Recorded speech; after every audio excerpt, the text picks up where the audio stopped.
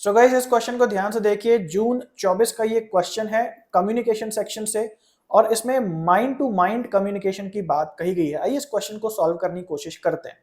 यहाँ पे कह रहा है जो माइंड टू माइंड कम्युनिकेशन है उसमें कौन से प्रकार की चीजें जो हैं इन्वॉल्व होती हैं। Mind to mind communication involves the communication of meanings through, यानी कि जो मीनिंग का आदान प्रदान होता है माइंड टू माइंड कम्युनिकेशन में वो किन किन चीजों के जरिए होता है वो आपको पिक करना है। सबसे पहला कह रहा है फिजिकल सेटिंग, चारों ओर की परिस्थितियां क्या हैं। उसके बाद है शेयर्ड बिलीफ, यानी कि जो लोग माइंड टू माइंड कम्युनिकेशन कर रहे हैं, क्या होता है अभी थोड़ी देर में बात करेंगे, लेकिन जो लोग कर रहे हैं उनके जो शेयर्ड बिलीव्स हैं यानी कि उन दोनों की जो विचारधारा है या जिन बातों पे जो विश्वास करते हैं वो शेयर्ड, आपस में साझा करने वाली कौन सी बातें हैं उसमें। उसके बाद है उनके उनके मूल्य क्या हैं जो लोग ये इस प्रकार का कम्युनिकेशन यूज कर रहे हैं। उसके बाद है नॉइज मैनिपुलेशन। नॉइज मतलब होता है जब कम्युनिकेशन के बीच में कुछ रुकावटें आती हैं तो रुकावटों को कैसे वो मैनिपुलेट करते हैं या कम ज्यादा करते हैं। और उसके बाद है फाइनली कॉन्टेक्स्ट। कॉन्टेक्स्ट मतलब चारों ओर की परिस्थिति, लोग, माहौल कैसा है।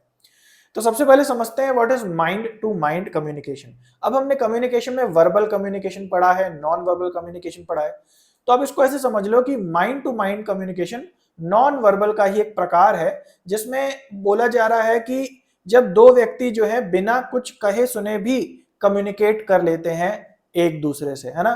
तो आपने पीके मूवी देखी होगी कि जिसमें एक डायलॉग है कि हमरे गोले पे तो कौनो भाषा ही नहीं है, माइंड से बतियाते हैं, है ना। तो माइंड से बतियाने का क्या मतलब है कि जब कुछ बोलने की जरूरत ना पड़े और दूसरे व्यक्ति को देख के ही आपको समझ में आ जाए उसके मन में क्या है, और वो भी जो है आपकी बात इशारों इशारों में बात करना भी आप इसको कह सकते हो। तो इशारों ही इशारों में जब हम बात करते हैं तो क्या क्या चीजें हैं जो कि चारों ओर होनी चाहिए, जो कि सहायक होती हैं, मीनिंग जैसे हम इंटरप्रेट कर सकते हैं। तो सबसे पहला है फिजिकल सेटिंग, यानी कि चारों ओर की जो फिजिकल माहौल है, मौसम कैसा है, आप घर में हैं या बाहर हैं, बारिश हो रही है या चारों ओर आप कौन से एक्चुअल प्लेस पे खड़े हैं, मॉल में खड़े हैं, गार्डन में खड़े हैं, तो ये चीज मैटर करती है।